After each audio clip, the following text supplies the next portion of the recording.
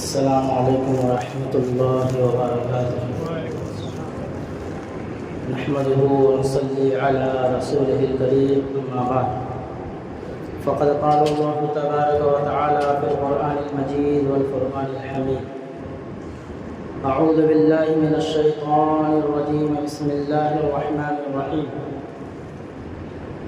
یوم لا ينفع الظالمین معذرتهم ولهم اللعنة ولهم سوء الدار آمنت بالله صدق الله مولانا العظيم سبحانك لا علم لنا إلا ما علمتنا إنك أنت العليم الحكيم رب اشرح لي صدري ويسر لي أمري واحلل عقدة من لساني يفقهوا قولي اللهم صل على سيدنا مولانا محمد وعلى آل سيدنا مولانا محمد وبارك وسلم. بزرگان محترم، عزیز ساتھیوں، اللہ تبارک و تعالی نے یہ دنیا کو فانی بنایا ہے. یہ دنیا ایک عارضی جگہ ہے. دنیا میں بسنے والا بھی عارضی ہے اور یہ دنیا بھی عارضی ہے. دنیا میں جو لوگ بھی آئے، ایک سلسلہ چلا حضرت آدم علیہ نبینا علیہ السلام سے کہ سب سے پہلے انسان حضرت آدم علیہ نبینا علیہ السلام، آپ سے اللہ تبارک و تعالیٰ نے نسل انسانی کا سلسلہ چلایا. انسان دنیا میں آتے رہے اور ہر شخص ایک اپنا محدود وقت لے کر دنیا میں آئے. جب اس کا وقت پورا ہو گیا تو اس دار فانی سے اسے دار البقاء کی طرف جانا پڑا. دنیا فانی جگہ ہے اور آخرت دار البقاء ہے، ہمیشہ ہمیش کی جگہ ہے. دنیا کی زندگی میں اللہ تبارک و تعالیٰ نے عجیب نشیب و فراز رکھا ہے. کبھی انسان صحت، عافیت، عیش و عشرت والی زندگی گزارتا ہے، کبھی انسان بیماری، دکھ، پریشانی والی زندگی گزارتا ہے. یہ انسانیت کا ایک فطری جز ہے. انسان کی زندگی کا ایک فطری جز ہے، فطری حصہ ہے. لیکن وہی انسان جب صحت اور تندرستی والا ہوا کرتا ہے، جب عیش و عشرت کی زندگی اس کو ملتی ہے، جب اسے مال حاصل ہوتا ہے، تو پھر وہ اپنے نفس کے بہکاوے میں آ کر، شیطان کے دھوکے میں پڑ کر کے کبھی تو وہ لوگوں کے اوپر ظلم اٹھانے لگتا ہے، کبھی لوگوں کے ساتھ زیادتی کرتا ہے، کبھی لوگوں کے مال اور اسباب اور جائیداد پہ غاصبانہ حملہ کرتا ہے، کبھی کسی کی جانوں پہ حملہ کرتا ہے. وہ یہ سمجھتا ہے وہ اپنی آخرت کو اور اپنی موت کو بھول جاتا ہے. پھر جا کر کے اس طریقے کے وہ عمل کرتا ہے. کچھ ایسے ہی حالات اس وقت دنیا میں ہیں کہ اللہ تبارک تعالیٰ نے فرمایا قرآن کریم کے اندر، یوم لا ينفع الظالمین معذرتهم ولهم اللعنة ولهم سوء الدار. یہ ظالم لوگ یہ سمجھتے ہیں کہ دنیا میں آج ہم چند لوگوں کو لے کر کے کسی کو اوپر ظالمانہ حملہ کرتے ہیں، تو آج ہمارا چند لوگ ساتھ دے رہے ہیں، تو وہ دھوکے میں پڑے ہیں کہ ہمارا ساتھ ہمیشہ دیتے رہیں گے. اللہ نے فیصلہ کر دیا ظالموں کا کوئی یار و مددگار نہیں ہوا کرتا ہے. ظالموں کا کوئی یار و مددگار نہیں ہوا کرتا ہے. ان کا ظلم انہیں کسی کام نہیں آئے گا، ان کا ظلم انہیں کوئی نفع نہیں پہنچائے گا. بلکہ ظالموں کے ساتھ تو اللہ تبارک و تعالیٰ کی لعنت و پھٹکار ہوا کرتی ہے۔ جو شخص ظلم کرتا ہے اللہ تبارک و تعالیٰ کی لعنت اس کے ساتھ ہوتی ہے، اس کی پھٹکار ہوتی ہے، وہ ذلت و رسوائی کی زندگی گزارتا ہے، اس کو دنیا والے ذلت کی نظر سے، حقارت کی نظر سے دیکھتے ہیں، اور فرمایا پھر آخرت میں اسے ایک برے ٹھکانے کا سامنا کرنا پڑے گا۔ وَلَهُمْ سُوءُ الدَّارِ، ایک برا ٹھکانہ اسے ملے گا، برا گھر ملے گا، بری جگہ ملے گی، انتہائی ذلت و رسوائی کی جگہ ملے گی۔ آج دنیا میں جہاں ظلم ہو رہا ہے، ظالم لوگوں کے انجام کو اور ظلم کے برے انجام کو، برے نتیجے کو اللہ تبارک تعالیٰ نے قرآن میں بیان کیا کہ دنیا کا سب سے پہلا ظالم حضرت آدم علیہ السلام کا بیٹا قابیل تھا، جس نے آدم علیہ السلام کے بیٹے حابیل کا قتل کیا۔ سب سے پہلا ظلم، سب سے پہلا قتل جو اس روئے زمین پہ ہوا، وہ قابیل نے حابیل کا قتل کیا۔ تو اگر کوئی کسی کے اوپر ظلم کرتا ہے تو اس وقت تو یہ سمجھتا ہے کہ میں اس کی گردن اڑا دوں، میں اس کے گھر بار کو نیست و نابود کر دوں، زمین بوس کر دوں، لیکن اس کے بعد وہ سکون کی زندگی نہیں گزارتا۔ ظالم ہو، اللہ کے بندوں پہ ظلم کرے اور اللہ کی روئے زمین پہ ظلم کرے اور وہ سکون کی زندگی گزارے، یہ ناممکن چیز ہے، یہ محال چیز ہے۔ چنانچہ قابیل نے جب حابیل کا قتل کیا تو قتل کرنے کے بعد اب وہ بے چین ہیں، گھر والے خود اس سے دشمنی مول لیے، لوگ حقارت کی ایسے دیکھنے لگے، لوگ اس کو ذلیل کرنے لگے، رسوا کرنے لگے، ذلت والے الفاظ اس کے سامنے بولنے جانے کہ تو نے کیسا ظلم کیا ہے، ذرا سوچ تو صحیح، تو نے اپنے بھائی کا، اپنے سگے بھائی کا قتل کیا۔ اس روئے زمین پر آج تک کسی نے کسی گردن نہیں ماری، پہلا شخص تو ہے جس نے اللہ کے بندے حابیل کو قتل کیا، آدم علیہ السلام کے بیٹے حابیل کا قتل کیا۔ چنانچہ اس کا قلبی سکون چھن گیا، اب وہ مارا مارا پھر رہا تھا کہ اب کیا کروں، قتل کرنے کو تو میں نے کر دیا، ابھی اس زمین پر نہ کوئی قتل ہوا تھا نہ کسی کی موت ہوئی تھی، اب وہ کرے کیا، میں کیا کروں۔ اللہ تبارک و تعالیٰ نے ایک ایسا پرندہ جس کو مکار اور عیار کہا جاتا ہے، یعنی کوے کے ذریعے سے اس کو تربیت دلائی گئی کہ تجھے تو سمجھ میں نہیں آ رہا ہے، تیری عقل تو ٹھکانے نہیں ہے، تو عقل کھو بیٹھا کہ اب کیا کروں، لوگ کیا کہیں گے۔ چنانچہ اللہ تبارک تعالیٰ نے کوے کو حکم دیا کہ کوے کو مارا اور اس نے اپنی چونچ سے زمین کو کھود کر اس کے اندر دفن کیا۔ جب اس نے یہ دیکھا تو اپنے آپ کو کوسنے لگا، اپنے آپ کو کوسنے لگا کہ میں انسان ہو کر کے اتنا حقیر ہو گیا، میں اتنا عقل مند ہو کر کے اتنا بیوقوف ہو گیا کہ مجھے اتنا بھی نہیں معلوم کہ کسی کے مرنے کے بعد اس کی کس طریقے سے دفن کیا جائے، ایک ایسے حقیر پرندے کے ذریعے سے مجھے یہ تربیت دلائی جائے۔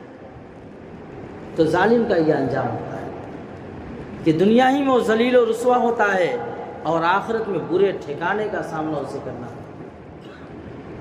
اسی طریقے سے اور بھی جو لوگ ظالم لوگ گزرے ہیں، اللہ تبارک تعالیٰ نے ان کو عبرت کے طور پر ان کے واقعات کو نقل کیا قرآن میں۔ چنانچہ فرعون کا نام سنا کہ کتنا ظالم و جابر بادشاہ تھا، اسے اقتدار حاصل تھا، وہ حاکم تھا، اسے حکومت حاصل تھی، اور چنانچہ اقتدار اور حکومت کے نشے میں کیا کہہ بیٹھا، جب موسیٰ علیہ السلام نے دعوت دی کہ تم ایک اللہ کو مانو، ایک اللہ کی عبادت کرو، احکم الحاکمین اللہ کی ذات ہے، سارے حاکموں کا حاکم اللہ ہے، سارے بادشاہوں کا بادشاہ تنے تنا اللہ رب العزت ہے، تو اس نے کیا کہا بیٹا، انا ربکم الاعلی، سب سے بڑا رب تو میں ہوں، تو کس رب کی دعوت دیتا ہے، تو کس خدا کی دعوت دیتا ہے، سب سے بڑا خدا تو میں ہوں، انا ربکم الاعلی، سب سے بڑا خدا میں ہوں۔ چنانچہ اللہ تبارک تعالیٰ نے، اور پھر اس سے پہلے کا انجام کہ کس طریقے سے اس نے ظلم کیا، جب اس کو پتہ یہ چلا کہ ایک ایسا شخص پیدا ہونے والا ہے جو تیرے اقتدار کا خاتمہ کرے گا، تو معلوم ہے اس نے کتنا ظلم کیا۔ پورے شہر میں جہاں تک اس کی حکومت تھی، پورے شہر میں یہ اعلان کرا دیا اور اپنے وزراء اور گورنروں کو بھیج دیا کہ پتہ لگاؤ جس گھر میں بھی بچہ لڑکا پیدا ہوگا اسے فوراً قتل کر دیا جائے۔ چنانچہ ہزاروں نے، لاکھوں بچوں کا وہ قاتل بنا، لاکھوں بچوں کا قاتل بنا۔ کچھ ایسی ہی فرعونیت آج بھی ابھر کر سامنے ہے کہ آج بچوں کا قتل کیا جا رہا ہے، نسل کشی کی جا رہی ہے۔ تو فرعون نے یہ ظلم کیا، نتیجہ کیا ہوا کہ اللہ تبارک تعالیٰ نے خود فرعون کو اس کے وزراء، اس کے لاؤ لشکر کے ساتھ دریائے نیل کے اندر غرق کر دیا۔ یہ دنیا کی ذلت و رسوائی، جب وہ غرق ہونے لگا تو اپنے زبان حال سے کہنے لگا، یہ کہنے پہ مجبور ہو گیا کہ میں موسیٰ اور ہارون کے رب پہ ایمان لایا۔ اے موسیٰ، ہارون کے رب، اسے یہ کہنے کی توفیق نہیں کہ اے میرے رب، وہ یہ کہنے لگا اے موسیٰ ہارون کے رب، ذرا میرے حال پہ رحم تو فرما، میرے حال پہ رحم تو فرما، میں مان گیا تو موسیٰ اور ہارون کا رب ہے، تو سچا ہے، سارے اقتدار تیرے ہاتھ میں ہے۔ لیکن یاد رکھیں، مشاہدے کے بعد ایمان قبول نہیں ہے۔ جب اس نے اپنے برے انجام کے فرشتے کو دیکھا کہ کس طریقے سے اس کے انجام کو وہ لوگ سامنے لے کر کے آئے ہیں، وہ لوگ سامنے لے کر کے آئے ہیں، تب وہ موسیٰ ہارون کے رب پہ ایمان لانے لگا، سچا کہنے لگا۔ تو برا ٹھکانہ یہ ہوا، اللہ تبارک تعالیٰ نے قیامت تک کے لیے اس کی لاش کو باقی رکھا، نہ زمین نے قبول کیا نہ دریا نے قبول کیا۔ اللہ رب العزت نے عبرت کا نشان دیا۔ تو ظالموں کا یہ انجام ہوا کرتا ہے۔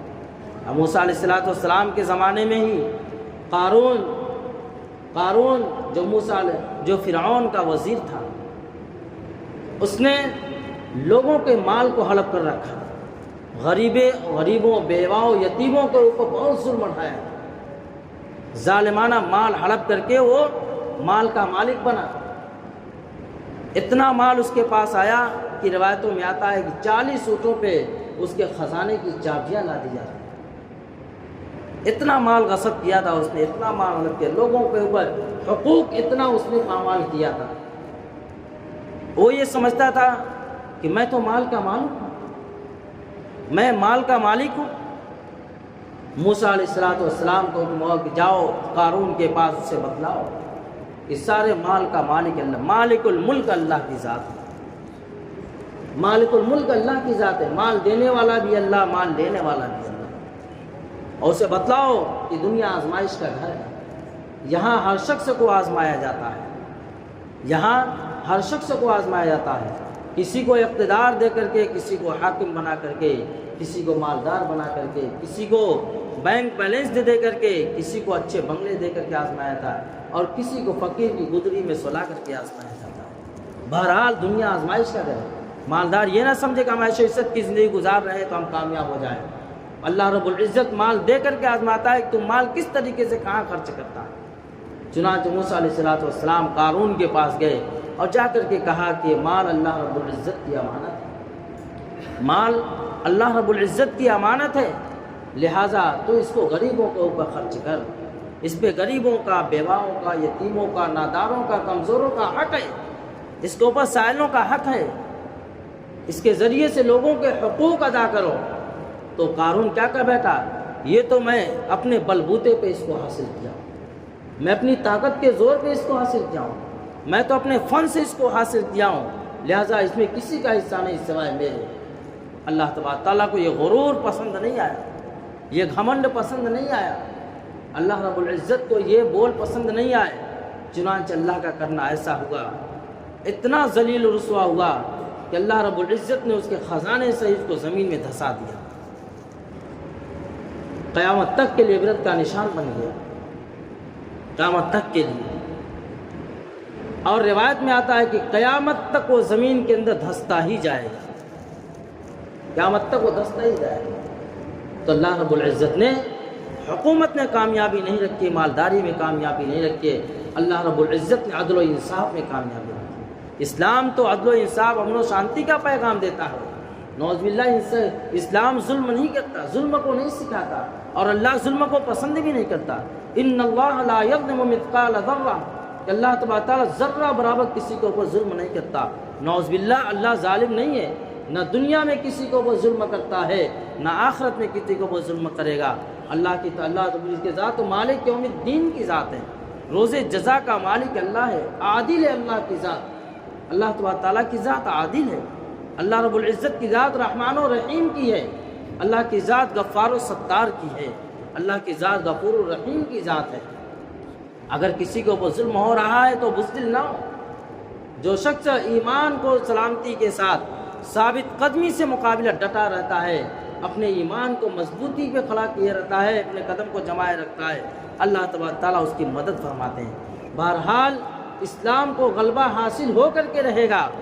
اللہ رب فرماتے ہیں کہ وَلَا تَهِنُوا وَلَا تَحْزَنُوا وَأَنْتُمُ الْأَعْلَوْنَ إِن كُنتُم مُؤْمِنِينَ، تم غمگین مت ہو، تم سردر مت ہو، تم بزدل مت ہو، تم اللہ سے امیدیں مت توڑو، کمزور مت کرو، اللہ سے امیدیں باندھے رکھو، یقیناً تم ہی سر بلند ہو گے، تمہارے ہاتھ میں اقتدار آئے گا، تم ہی اسلام کا غلبہ ہو کر کے رہے گا، بشرطے کہ تم مومن رہو، بشرطے کہ تم مومن رہو، اللہ اس کے رسول کی فرما برداری والی زندگی گزارو، اللہ تبارک تعالیٰ ظالم کا خاتمہ کرے گا۔ ظلم حضرت علی رضی اللہ تعالیٰ فرماتے ہیں، کفر اور شرک کے ساتھ حکومت تو چل سکتی ہے، لیکن ظلم کے ساتھ حکومت نہیں چلتی ہے، ظلم کے ساتھ حکومت نہیں چلتی ہے، کفر اور شرک کے ساتھ حکومت چل سکتی ہے، لیکن ظالم حکمراں ہوگا اور اس حکومت کو برقرار رہے، یہ ایسا نہیں ہو سکتا ہے۔ اللہ رب العزت ظالم کا خاتمہ ضرور فرمائیں گے، اور قربانی دینے والوں کو، شہادت والوں کو اللہ رب العزت کامیابی عطا فرمائیں گے۔ اسلام کو غلبہ اور قوت مل کر کے رہے گی، یہ اللہ رب العزت کا وعدہ ہے، بشرطے کہ اطیعوا اللہ اور اطیعوا الرسول والی زندگی گزارو۔ اللہ تبارک تعالیٰ فرماتے ہیں، تم میری فرما برداری والی، میرے رسول صلی اللہ علیہ وسلم کے بتائے ہوئے طریقے والی زندگی گزارو گے، دنیا کا سارا اقتدار، ساری حاکمیت، سارا غیر تمہارے قدم چومے گا۔ جس طریقے سے صحابہ اکرام نے اللہ اس کے رسول کی فرما برداری والی زندگی گزاری، اقتدار کے مالک بنے، خوشحالی والی زندگی گزاری، عادلانہ حکومت کر کے دنیا سے کر کے گئے، اب رہتی دنیا تک ان کا عادلوں میں نام ہوگا، ان کا منصفوں میں نام ہوگا، ان کا غمخاروں میں نام ہوگا۔ میرے عزیز ساتھیوں، شرط اس بات کی ہے کہ اطیعوا اللہ اور اطیعوا الرسول کو اپنے دامن سے تھام لو، اپنے دانتوں تلے اس کو مضبوطی کے ساتھ پکڑ لو کہ جب تک زندہ رہوں گا اللہ اس کے رسول کی فرما برداری والی زندگی ہی گزاروں گا، اور جب موت آئے گی کلمہ لا الہ الا اللہ محمد رسول اللہ کے ساتھ دنیا جاؤں گا۔ اللہ تبارک و تعالیٰ ظالم کو برے ٹھکانہ رکھ کر متعین کر دیا ہے، اور صبر کرنے والوں، شکر کرنے والوں کے لیے اللہ رب العزت نے بہترین ٹھکانہ رکھا ہے۔ اللہ تبارک تعالیٰ ہمیں ان سب باتوں پہ عمل کی توفیق عطا فرمائے، ظالم کا دنیا سے خاتمہ فرمائے، اور مظلوم لوگوں کی مدد فرمائے، اسلام کو غلبہ عطا فرمائے۔ وآخر دعوانا الحمدللہ رب العالمین۔ ایک اعلان سماعت فرمائے، کل اور پرسوں سنیچر اور اتوار کو پورے ممرہ شہر کا پیر اور منگل کو پورے ممرہ شہر کا دعوتی تبلیغی و عمومی اجتماع اناد الفلاح کے اندر رکھا گیا ہے۔ آپ تمام حضرات اس میں شرکت کریں اور اپنے دوست احباب کو بھی لے کر کے جائیں اور اس کی دعوت بھی چلائیں۔ دینی دعوت و تبلیغی اجتماع ہے، اللہ تبارک تعالیٰ اس کے ذریعے سے امت کے اندر خیر وجود میں لاتے ہیں اور شر کا خاتمہ فرماتے ہیں۔ اللہ تعالیٰ